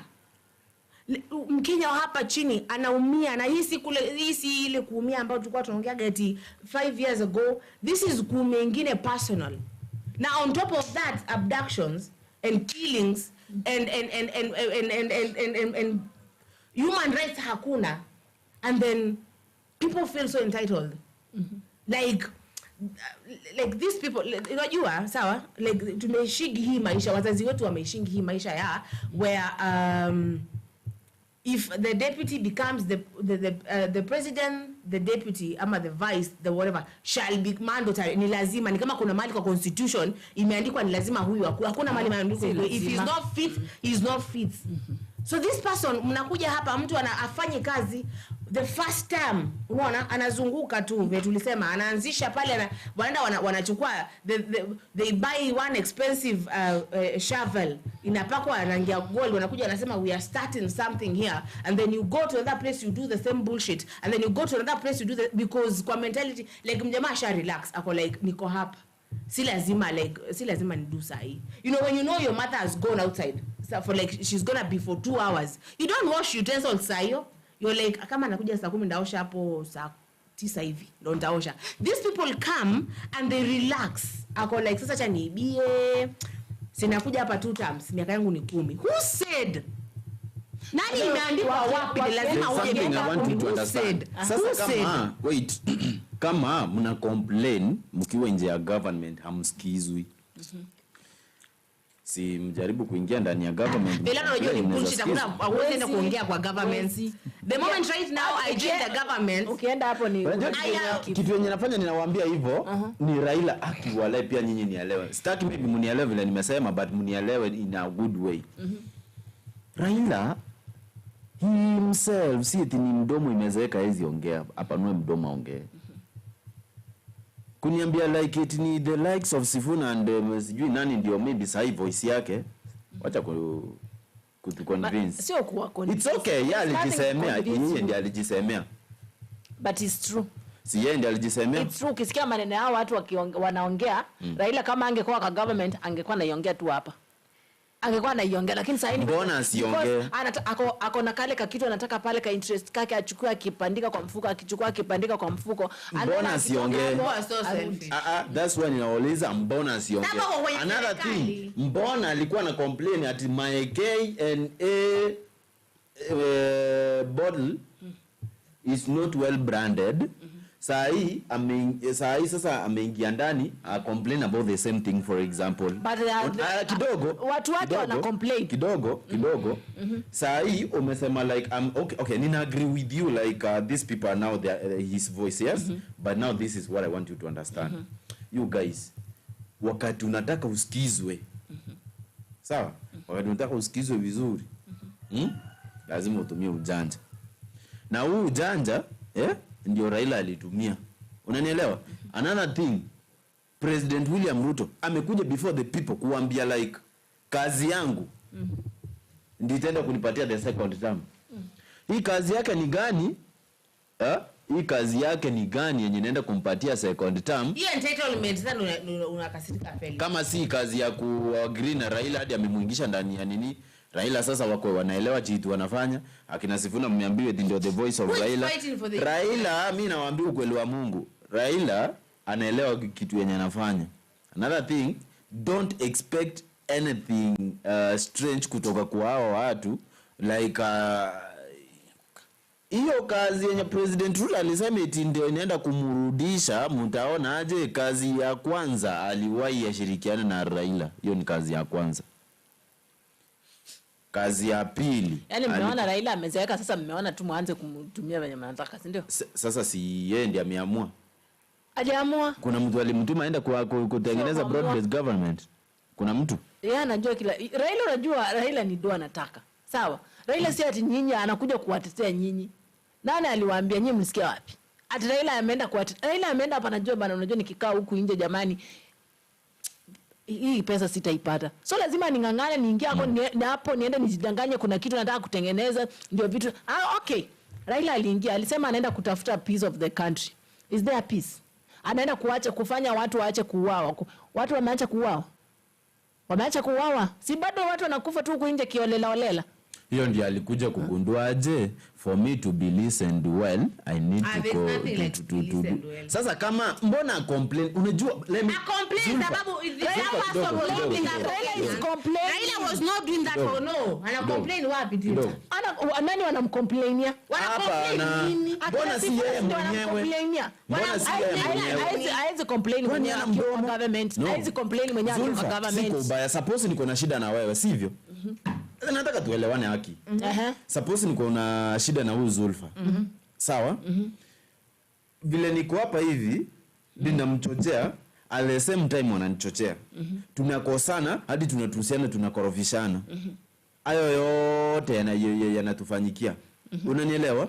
But at the same time kuna advantage fulani Zulfa kunayo yenye sina ninataka kutoka kwake. Kuna advantage yenye niko nayo pia kubwa yenye anahitaji kutoka kwangu. Yani tunataka if possible tukue kitu moja, sawa? But at the same time bado hatuendani, tunasumbuana na Zulfa. What do you really think I need to do? Acha nikwambie, unajua nini? Kitu ya kwanza ninajikanya, sawa? Ninaenda ninaingisha Zulfa box vizuri, like nimconvince this is what I want us to do, naona vile itaenda kuwa productive. Unanielewa? But at the same time, sawa? Ningeendelea kucomplain na hapa nikimrusha maneno kwenda huko, obvious pia yeye atanirushia kiburi chake hapa hivyo kuja kwangu. Na hiyo programu yenye tunataka yani hiyo programu yangu yenye nataka if possible ikuwe successful, haiwezi kuwa successful when the two parties wako na nini? When the two parties wako na kiburi kwa mfano. The moment ninakurusha kiburi yangu kwenda hapo na ukinirusha kiburi yangu kwenda hapo katikati hakuna kitu kimefanyika. We are still wasting time. What did you really think? No, before nimalize sasa hiyo ongea. What did you really think I need to do? Hii kiburi kwanza asachana na kiburi. What did you really I need to do? Ndio maybe nipate chenye nataka kutoka kwa Zulfa. Kama si kujikanya na kumwambia aje akiwacha tushikane. Na kushikana kwangu mimi na yeye tumesalimiana. Na kusalimiana kwangu mimi na yeye I'm going to convince her maybe ndio nipata chenye nataka. Let me tell you the truth. Raila tunampenda. I personally see the truth, but ni nampenda tena sana. Unanielewa? But hii kitu ya kuniambia tiazi complain, hapana. Hii nayo na hiyo kitu unaniambia Sifuna ndio the voice of Raila. Let me assure you today, Sifuna ni mtu mwenye anaelewa aje a time will come wakati atajisimamia. Saa hii in political life maybe Sifuna ni kama ni mtoto mchanga kwa Raila, na maybe Sundai anataka kuanza kutambaa. Anategemea Raila for the support, at least I talk from this point to this point. I'm telling you the truth. That guy has got his own common goal. Akona common goal kwa common goal, sorry, hiyo ni kuchoma. Akona destiny kwa life yake. Sawa? He has got a goal yenye ana chase kwa life yake. Wezi niambia hapa ati anaweza mua kuriski nini yake yote yenye amegain kwa sababu of an individual. I'm telling you the truth. Sifuna is a focused man. He's a very smart man upstairs and anajua kitu yenye anafanya. That's why watu wanampenda. Kwa nini? Anakuja na direct language, anakuambia Tilda, I don't like the way you are doing your things and your things are going this way. Straight, na vitu ana address ni zile zenye unaelewa unafanya. Ajai kuja na hapo aanza kusema kujificha kwenda in meanders, kutumia hidden language kwa address vitu zenye mnafanya. Let me just assure you today muelewe hivi. Sifuna ni mtu mwenye ako na goal na anaelewa ni nini anataka kwa life yake. That's why anasimama na ukweli, and at some point he is fighting for the people if possible, watu wajua wapata chenye wanafaa kupata. So Zulfa kitu yenye my sister ananiambia hapa saa hii Sifuna ndio the voice of Raila. Inaweza kuwa ukweli, yes, but let me tell her the truth. A day will come when anakuja kukumbuka aje Sifuna ni mtu mwenye ako na common goal. Ndio maana nimekupatia mfano mzuri na my sister. Si eti ninakuingilia vibaya, no. Na I'm very sure kuna anangoja tu kuna mtu kwa hapa hivi mwenye anatu watch haezi agree na mimi. Si ni kweli kuna mwenye haezi agree na mimi. Si vibaya, but kuna kitu naweza taka at least tuelewe sisi wote. Babu Wino, Sifuna, any other politician mwenye ako kwa field right now. That person akona common goal yenye nafanya kwa field of politics. Mnanielewa? So kuriski tu kwa sijui nini kwa niaba ya mtu, that is an other business. That's why nilikupea mfano mzuri. For me to achieve something from somebody I have differences with. Yes? Yes?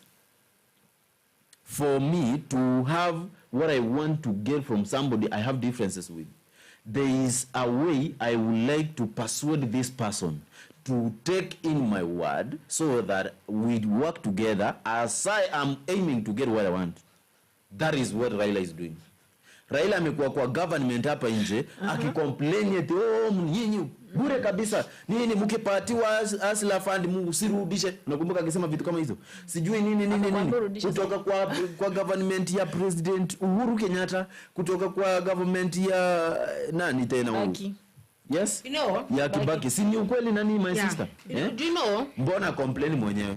Let me tell you. Kwa kiasi ndio ninamalizia kabisa sasa. The best thing you guys you need to understand is Raila kucomplain kwa akiwa hapa nje ni anataka kuingia huko ndani. Ni alikuwa anataka ingie huko ndani na alielewa aje nikiingia huko ndani nikicomplain kidogo na nishaingia ndani obviously nitapata chenye ninataka. So the moment anaweza complain akiwa hapo ndani haiwezi kosa chenye anataka. Na let me tell you the truth. Hapo ndani anapata kila kitu. That's why he is not opening his mouth. I'll just give you one thing. I'll just give you one thing. Unajua unaona watu wote wawili ni wajanja sana. And Felix ukitaka kuwin kitu mahali. Unaona Raila anajua Kenya anafanya. Amekaa pale, ameenda pale amejifanya mjinga. Raila si mjinga. Aya, na Ruto na yeye ameingiza hapo Raila anajifanya mjinga. Yaani sasa hapo kila mtu amejifanya mjinga kuwin huyu mwingine. Sawa? Akisha win huyu amejua nikiingia kwa hii government there's something I want and ni lazima niipate. Na huyu ameamua because I have now Raila there is something I want from this man. Let me ask you something. You know, we keep on talking huyu anataka na yule anataka na huyu anajifanya mjinga. In the first place, so when the Gen Zs died for this person because this person said halinibia kura. Huyu anawafanya vibaya and then kwenye streets muandamane and people died. He said he's doing that for who? Who was he doing it for? For the Kenyans. Ama alikuwa anasema anafanyia nani? Alikuwa anasema anaingia kwa serikali sababu ya nani? It's because of the Kenyans. And what is he doing for the Kenyans? Since now he's inside. Nothing. Then don't tell me that he's sitting there as a stupid person. He amejifanya mjinga hapo wako tu hapo kiolela. That is just trash. Sio kujifanya mjinga kwa sababu unajua kwa nini babu aliingia pale sababu ya shughuli zake. Si ndio nakwambia ndio maana amekaa pale kujifanya mjinga awini ile vitu vyake lakini for the Kenyans. Tunapita kwenye point hapa ni sijui tunasahau kwa nini. A lot of people died. People died because they went to fight for this man. And this man was like, sababu watu walikufa mimi nimeamua niingia pale ndani ndo niliwa represent nini I'm doing and then you go and you at blue tick anakughost hapo. So do we need such a person? No, ngoja, that is a question. At this moment, do we need such a person really? Do we? I respect Bwana Raila, mimi sina mambo na Bwana Raila, but facts ni facts. Do we need such a person? Do we? That is a question. Tunamhitaji? We do not need him. I mean, he said he was going there to save us, but he went there na akafunga mlango na akafunga gate.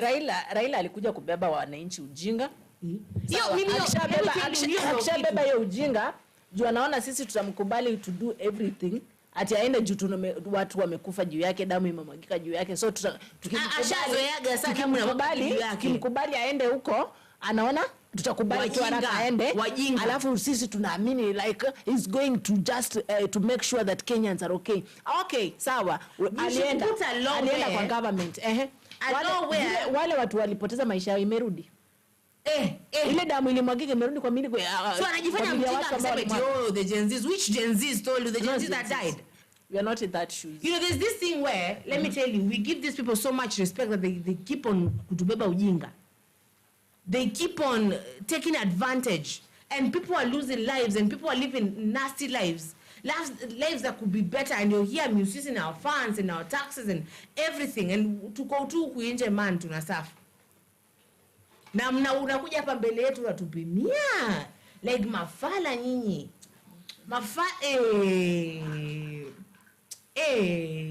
You people, you gotta know this is not back in 1990. Kibaki did that thing. where we know what we deserve.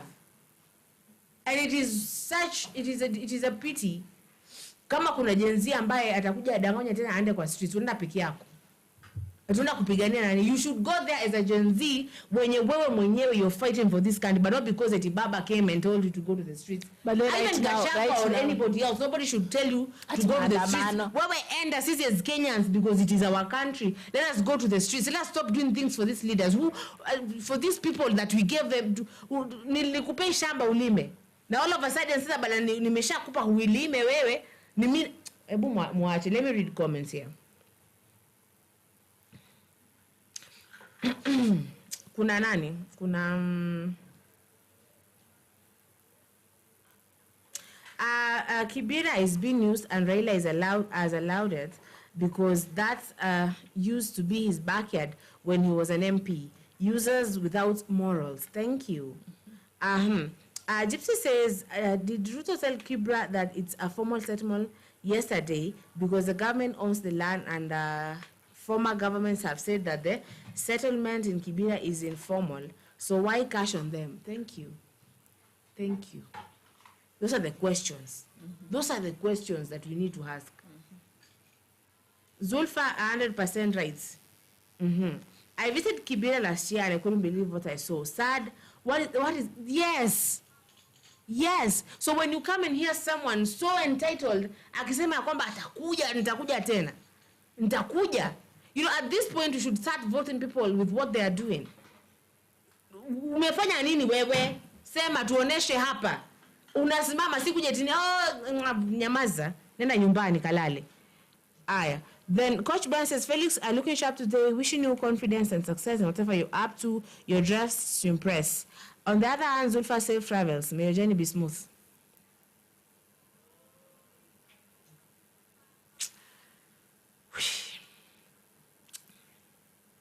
Wow. I was hard. Nitatuma mpaka na rabbits niende nazo. Hey, Zulfa, the Shah and Shish is like a postcode lottery. Works in some places if you're lucky. Yeah, if you're lucky. And then, hi guys, hi. Rudi kwenu, Sudan, wewe. Yo ni Koech. And then Gypsy says, Koech, Brian, hi, nice to see you. Hi, young Prince Felix. Umesalimiwa. Zulfa, interpret the Bible your way. Did you really believe Ruto's Bible and water works? You know, Gypsy, there's this thing, there's this power that someone has that is so sad that they take advantage of that power where we will listen to you, you know? Like, you shouldn't take advantage of that power. Like, have ata utu. Take advantage kidogo, but have utu, have that humane thing, that conscience where you're looking at people and you're lying at them, and you just like, no, it is not necessary. This is Gypsy Bado. There is no constitution which says that presidents to dish out money. What's the work of the budget CS and chancellor? Thank you. Hakuna mali imeandikwa lazima ukuje upeane pesa. Kuja useme which is better. Akuje na maroli limejaa vitabu. Akuje aseme hawa walimu wako hapa, nimekuja na walimu 20 wa hii shule. They are employed now. Which one is better than kuja kupea 250 bob? Which one is better? Right now, together, if you're getting bribed, let us get bribed with things that really matter. Let me ask you something right now. Will you, mtu atakuta pale ukanunue chips na kuku? Will you go? At this point, will you go to be both chips and chicken and Fanta? A politician or a normal person? A politician, or if it's a politician, no, but a normal person, yes. See? Kama ni politician anakuja kunibaia kuku, I don't want kuku from politician. Politician so you can move, unaweza toka hapa. Inafaa atuletee kitu ya maendeleo, kitu yenye no, I'm not going for chips and chicken right now. Like we already did that back in high school. We're not going for chips and chicken. Right now I'm going for a Bugatti. Right now I'm going for a land in Kilifi. I'm not going for chips and chicken. And say I'm a gold or whatever, but that's okay. I want things. Now you are gold. No, people say but that is that. Sawa. So Zulfa will make a brilliant equality CS. Let me tell you at this point, because Felix is saying we must be in there. let me tell you, must be in there, because at least you cannot just stand, like, why are you insulting our intelligence? Do not stand there, Mr. President, and insult our intelligence. Do not do that. Do not at all. We gave you that power and you can take it back, because it is our power, actually, we're giving it to you. So do not think that you're entitled to anything. You're not. Hakuna mahali. Hakuna mahali imeandikwa you must come and go for two terms. Hakuna mahali. And na mentality yao imebeba hiyo mentality hiyo. Unajua kuna hiyo mentality nitakuja nitafanya ujinga nakuja term nyingine. Nitakuja yani mandatory, hakuna mandatory sasa. History has been now changed. Sasa shida yao juu ujanja. Ujanja ni ile first term ndio inafaa upige job. Ndio at least hata upewe term 2. So let me tell you, when you get married, sawa, I was told when you get married you wake up at 5. Sweep even the neighbors' compounds. You're trying to impress. Then after the first month, the second month, you keep on coming. So like the president, fanya leo ungekuwa wajanja. Wangekuwa wajanja. There's this secret that I was told by someone. If you wanna really manipulate someone, sawa, I come to you, I borrow you 1,000 bob. Sawa. When I return it, I give it like 1,200. The next time I borrow it, I give you, I say nisaidie na 1,200. Na kurudisha ikiwa 15. Unaget? The next time you give me like shika, you know, and then I don't return it now. You see? So like if these people are really brilliant here, the first time you do, uko unafanya kazi na barabara tunasikia hii atuashtukia tu barabara ya Mandela ndio hiyo. Stima imepelekwa. Sijui nini. Then the last time uko tu umerelax. Uko tunakwenda kumbuka those things. Nostalgia. Sasa mnaweza ongea. People, you can talk. Aish. Tawapea kila ndashina kiwa sasa inakula tu mshandezi. Wallahi. Yeah. First time ndio kufanya kazi. That thing is like, you see how you unataka kuimpress hao watu ndio wakupea at least to enjoy hiyo kiti tena for the other 5 years. First time you enjoy. Why people really know manipulation? Like 101. Ay. Wa. Felix, how can you deal with a badly rotten government? The rotten government did not start with Ruto. It started from 1963. And now, but yes, it started from huko mpaka sahi. But the thing that they have forgotten is, there's something, but the history was changed, you people. History was changed. Kwenye ile altar ya parliament, the people that died there, the blood that was shed there, we changed history and the power went back to the people. Umesoma wapi? Hebu soma tena. Umeambiwa, Felix, how can you deal with that badly rotten government? The rotten government did not start with Ruto. It started from 1963. Now, the thing is, things are changing. So, like, you see how friendships change. So, tomorrow we were talking the entire night, and today we are just doing small talk. So, it hurts so bad, obviously. Unaget? But things change. 2024 June, sawa, things changed. The power went back to the people. Na hiyo ndo kitu ambayo mjaeka mpaka hapa sahi. Nyinyi mnaishi bado kwa nostalgia, mnadhani kama bado tuko hapo kwa kuja kudanganywa, but it's changed. Things changed. No matter how much you want them to go back to 2000, where you could stand and be like, sijui anga, that is done. And Babu, I'm liking Babu, because Babu knows things changed. Hajatoka kuna gauni yake akaanza kutuambia, unajua, if you give this to me, I'm going to give it to you a certain way. You know, alitoka akaenda akafanya kazi. You see, I'm working for the people of Nairobi. You see? Please. I like the way he came. Si hata venye sasa si ati venye watu wa media walimuapproach walienda ati kuanza kumuuliza maswali ati sasa wewe venye mimi juu sasa nimepata hii kitu ni kazi nimeanza, I wanna make sure watu wenye wameishi prison wametoka, and it's not only this one, bado tunazunguka jela zote. Thank you, that person knows. Si ati anataka questions, yeye ndiye anakuambia juu anajua unataka kumuuliza hiyo, so anakwambia nishafanya hii, sawa, na hata wewe unaiona nishafanya, sawa, na bado naendelea. Hajaanza kusimama kwanza akasema unajua mimi nimegraduate hivi, yani bado kwa uniform hata hujavua hata You know, the thing that these politicians are used to is standing and making empty promises. Ati nitafanya empty promises. Mambo nitafanya, wewe pelekea huko, wacha. We want someone who now is doing, sahi. We want someone who is like anabonga ashafanya. You get? Like bulb. The bulb is already there. You see the bulb is fixed. So like you don't have to really follow. Wewe nyinyi mmezoea siasa eti yakuja mtu asimame juu ya gari aseme unajua sasa nitachukua maji kutoka Tanzania pale Kilimanjaro nipitishe hapa nipeleke mpaka Marsabit. We are done with that. Bonga maji ikiwa iko Marsabit. In fact maji ndo hii shafika Marsabit na unakuja kusema maji ndo hayo yashafika. We are done. Let me tell you, we are done with that. Yo. Too much talk, man. Too much talk. Achana nayo. Watch. Haya. Then kuna nani mwingine? Kuna good morning, that is Peter Kimani. Good morning Peter, how are you?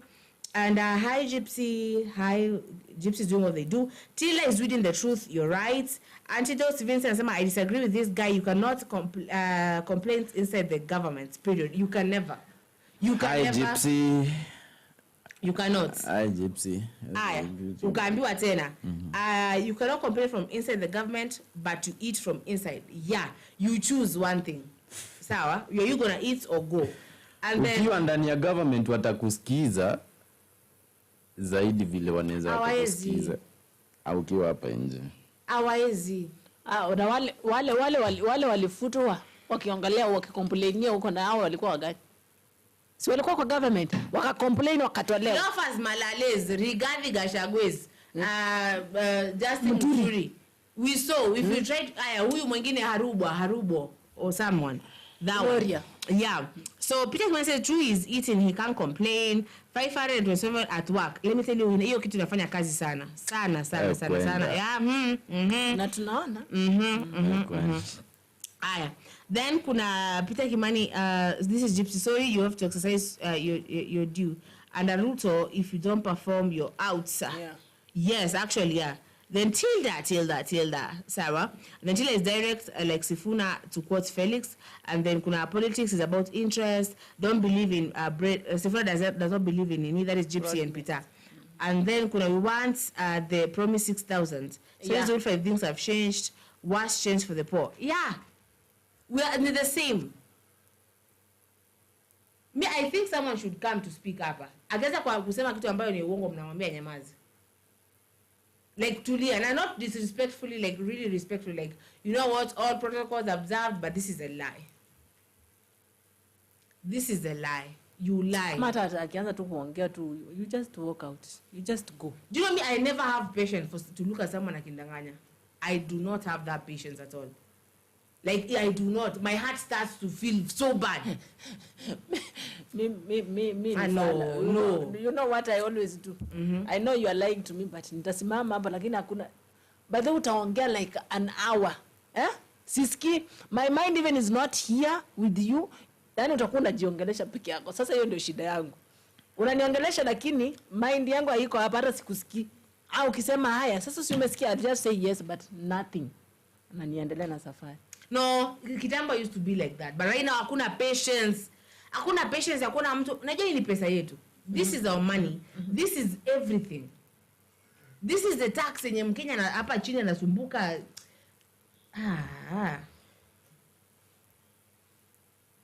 Change with the times. Like siasa sasa hii develop. Siasa ni ya babu sasa. Hiyo ndo siasa nataka mimi kuona. Akikuja sasa unisikie amefanya kitu kingine mahali pengine, haya basi nitakuja kumvotia sababu nimeona amefanya kazi. Mambo ya kupeana shilingi 200 na kusema itajua sasa when I graduate nitafute hakuna haja atafuta ameenda directly. Nataka nipange ndio niende fulani, hapana, hamna huo wakati. Change with the political times. Change. Stop. In fact, I don't want to see anywhere now the deputies somewhere doing what? Why are you here? What have you brought? Unasema ni nini hapa? Umeleta nini hapa? Hebu ni mwache.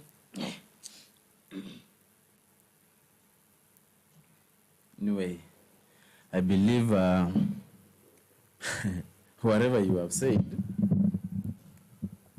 is good and correct, but mtu hajai kuwa amewekea mtu mwingine hivyo matumaini hivyo to an extent anaweza taka if possible. Let me ask you a question. Felix, so mtu asiwekee mtu matumaini. Right now if I get married to you, sawa? What do I expect from you? No. That is a very different case. No hiyo. You told me, ukinikatia ukaniambia kwamba this is how it's gonna be. This is gonna be. Sawa. So obviously, if you told me that you're gonna carry me to bed every night, I expect you to carry me to bed every night. Sawa. Because you said, why do people just talk? Let me ask you. So kama alisema napenda fridge. No, Felix, I'm serious. Sawa. Kama alisema napenda fridge. Si lazima angesema imagine you know there's this one thing I came to realize. I don't have to say anything. Sawa. I do not have to promise anything. I should say what I can do. Like nikikwambia I will come to your place and I will sleep. I will sleep. You get? If I'm coming to your place, ama you're coming to my place and I will not cook for you anything, sawa? Then that is the thing. Because si lazima angesema nitapeana fridge, nitapeana ati nini. Si lazima, hakuna mali ilikuwa lazima. So Feloki kuja hapa uniambie mimi Zulfa venye hivi nishakumind, mimi nita make sure kila siku nakula pweza. I will take I am so glad I have that innocence in me mpaka sahi where I will believe that word like Bible. Ndasema this is the only word. Felix, you said, and then it messes with my head when someone who claims they're a leader, you stand up. Your words should be everything. Your words. And let me tell you something. When a man, Ruto is a man, sawa? But my true definition of a man is when you say something, you do it. The moment unasema unafanya kitu afanya na kuchukulia kama wewe nyamaza watu wewe kalale watu ukibonga wewe acha. When you say something, mean it and do it. As the man you want to claim you are, do it. So if you want to buy fridge for watu nini, buy fridge. Mashini ya chapo iko wapi? Sababu ni kubwata tu mdomo tunabwata. Iko wapi mashini ya chapo? Mimi bado sijaona. Story shaisha. Kubwata tu. Felix, unajua venye inakaa? Mashine ya chapo. Ake mimi nataka nione venye inakaa. Mbona unaniuliza? Usiwe ndio mtu wake. Umemtetea sana. Hiyo mashine ya chapo inakaaje by the way? On a serious note. Guys, sikiza niwaambie. There is something I told you earlier. I can tell you that I'm going to give you 500. Yes? Na upate hiyo 500 enyewe nao niko totally willing kuwapea na ninatamani sana nimwapatie hata saa hii. But nimeenda encounter sawa a little bit some little issues maybe hinder me from giving you the money immediately vile niliwaambia. Una get? Sasa hapo uone nimeanza kudeal na issues mbili. Ungesema si lazima ungesema. Sasa sio tisingesema nilikuwa na imani like I'm going to give you. Then don't say it. Go confirm first. Yes. Felix, did I tell you? Felix, when I usually bring like sweets sometimes for the producer. So, but when I know I will not be able to bring sweets, I'm like sawa, like aitaweza. Sasa sema tutu nitakuletea. Mambo ya usibonge, si lazima fellow. Enda ufiki encounter ndo kwe like, you know. But words, you people. I don't know if it is me alone that really, when you speak your words, I want to really trust them. I give you the benefit of the doubt. Sawa? Like, umesema utanunua hapa tangi mbili za shule. Hawa wanafunzi hawana maji. I will trust that word. I will trust that word. But the moment you don't do it, you're done for. With me, you're done. Like, you will never speak anything and I trust it. I will be just looking at you and I shut down. I'm just like, where achana nayo? Where tulia? Just stop. Because why do you imagine Mr. Ruto, you don't have to speak. Si lazima, just kuja useme, nimekuja basi na hizi mbaazi ndo nimeleta. Hizi mbaazi ndo nimetoka nazo huku, nilikuwa Kisii nikakuja na mandizi ndo haya. Si eti sasa nimeacha roli 10 za ndizi zikitoka huko zinakuja. Why? Is it necessary? It is not. Like, it is not. I am giving you the secrets of the universe. It is not. Anyway, I believe that whatever maybe you have said, ningetamani President William Ruto apate hiyo story. Itamfikia yeye kosa kumfikia. Mimi hata aniite, I told you, if we are ever locked in one room, I'll ask him, Mr. Ruto, do you even like Kenya? Do you even like it? Because your actions don't really show that you even, hata in a car, wewe, it's like you were born in another country and you came here, and it's like we treated you bad, and now you want a revenge. It's like those soap operas where someone comes as the wife of a certain brother, and then they come to say when they want to be married, I'm the sister. So this one is traumatized forever because they were almost marrying their sister. This is what Ruto is doing to Kenya right now. Anyway, thank you so much, guys, and I really appreciate. You, my sisters, for that information you could share with us.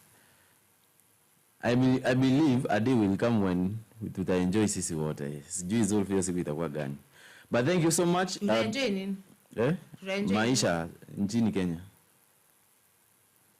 I'm talking about Unajua, as we say bye. Mimi badala nimekatika sana. Hizo stories za nyumba zimenikatia because ukisikiza speech ya huyo bro akisema pale mbele akiambia watu akipimia watu na anatupigia picha akihug actress hapo. Ana hug actress, we know this is an actor. You're hugging this. Alafu your PR people are so lazy. Like hata watafuti actor mwingine, huyo actor tu mmoja. Anapinduliwa tu nini? Anapewa with different. Like you people, you should be fired kwanza. That was so lazy. Let me tell you, I would have done better.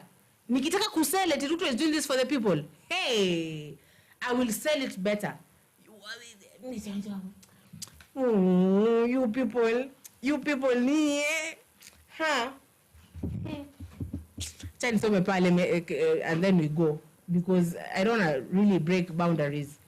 Zulfa reminds me of my lecturer, Scary. Felix is brave. Majenzi wamekula hustle fund. Hawataki kulipa, sasa wanasema Ruto must go ndio ahepe kulipa. Ruto tam deni lazima mlipe. Hiyo ni pesa yetu kaka. Sawa. Hiyo ni pesa yetu na ile nyingi ndio na get wasted. Watu wakilipa 527 bob. It is not good. You people, I don't know where I walk, but I walk a certain way today. I don't really tiptoe around this thing. Napitia hapa kando nikisema unajua napita hapo. Kama mtumia DCI nataka 51 DCI. One more than Cleophas Malala. Now you can say something to the Kenyans and then you say something to the Kenyans and then you wrap up. Hey, my fellow Kenyans, where? Today was that day. Raila yana kula huko ndani mjue hivyo. But akona spokesman wake wako pale. So yeye amenyamaza huko, lakini kuna venye anatoka wanakuja naongea na watu wake, kuna venye watakuja kuongea hivi huku nje. So when you are waiting for Raila to speak, wacha yeye apate kamshande kake pale, ka interest kake pale, ake kwa mfuko. The time anafika kwake, ana relax, anakula polepole, life yake kisonga. Thank you guys for being with us. We love you. We appreciate having you every time and every day that we come here. Tunawapenda sana na tunawaenzi sana. May God bless you and be with you every time and every day that you need him. My name is Tilda. See you when you see me again. Bye. Felix is brave. Nimekuwa nikimeditate hiyo. Brave what? Anyway, I think we do speak what we think is the point, and at some point maybe if there is something I said sensitive, I'm sorry though. But the fact is, somebody cannot fight for what will cut short his destiny or her destiny. Hiyo ndio ninataka watu waelewe. Wanaelewa chenye namaanisha. Sifuna akona target yake kwa life yake. Sasa Babu Owino the same. So Raila akona sababu yenye inafanya complain. Meaning he is satisfied with whatever they agreed with the president, na vile maybe waliemalizia vitu zingine zenye sisi hatufanyi nini? Hatuelewi. Thank you so much for joining us, and I really appreciate you guys, please. I really appreciate, I'm telling you. So, dearly welcome you back. I'm welcoming you back, by the way, whereby at some point we can still continue being together. My name is, and I really appreciate Peter. I have seen Peter here. Peter, thank you so much for joining. I really appreciate you for joining, because you have been missing for some time. Only that I don't know where you went, but I believe you are okay. So Peter, welcome back, and I believe we shall be here together. We shall be here together as from 12. By now, I want to say thank you so much for joining, and this is Plains and Felix. Kenya News Alert ni home. Tukutane the next show. Bye.